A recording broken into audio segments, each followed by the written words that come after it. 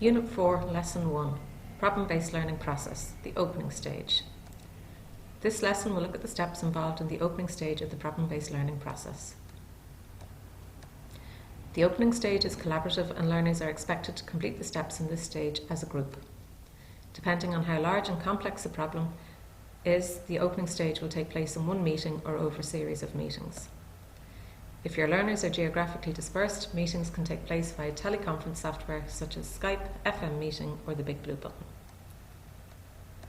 In the opening stages, the first 5 steps of the problem-based learning process are completed.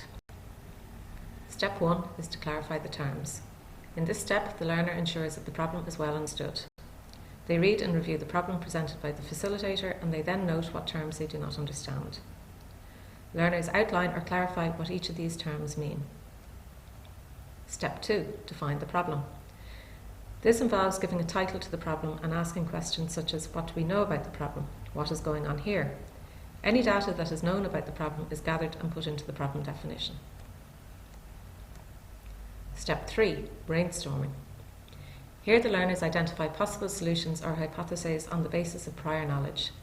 Learners draw on each other's knowledge and identify areas of incomplete knowledge. The learners look for causal relationships between data and develop hypotheses or solutions based on this. Causal maps and mind maps can be used. Where data is incomplete, this is highlighted for further exploration. Step 4, classification. The learners reflect and analyse the results of the brainstorming. They think about relationships between different concepts and classify these to build a conceptual framework or model of the proposed solution.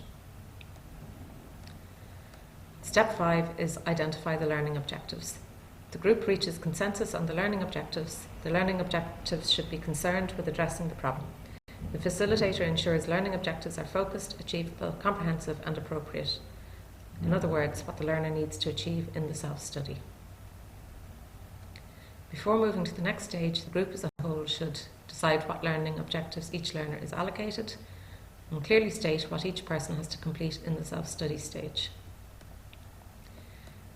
In the next lesson, Lesson 2, we'll give an overview of the self-study stage.